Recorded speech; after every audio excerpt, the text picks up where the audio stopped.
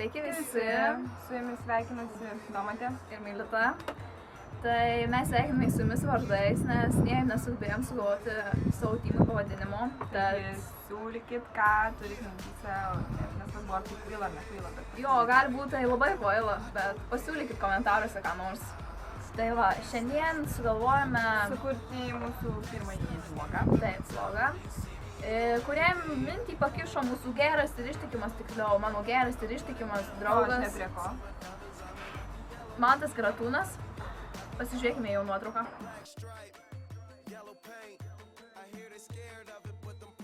Mantas man pasiūlė nufilmuoti video apie draugus, tūsus ir kad šiais laikais draugai dažniausiai renkasi kitus draugus, kurie rengia tūsus ir gali tūsintis, bei turi kur.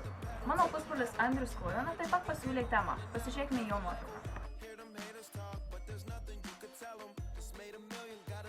Pakalbėti apie Kamazo hidraulinius variklius. Ieva Baškytė mums taip pat pasiūlė temą.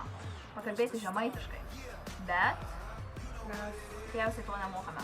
Taigi, šiandien nešnekėjai. Šiandien mes pakalbėsime apie bomžus ir jų populiaciją. Apie tai nieko nežinome, bet iš tikrųjų bomžai turi savo gyvenimą ir savo darbus. Tarkim, mes išmetame šiukšlės, bet jeigu ne mūsų šiukšlės, jie vis negyventų. Tokių nebūtų. Taip.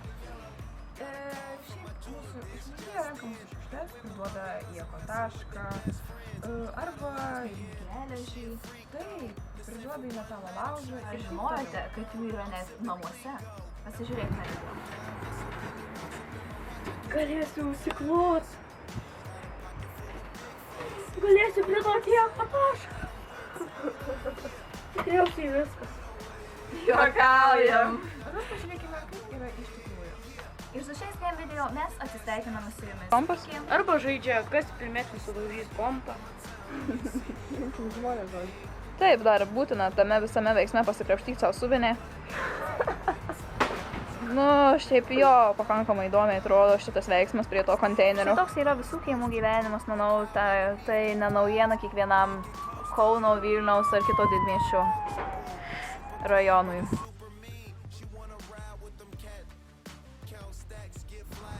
Sveiki visi, tai norim šiandien pakalbėti.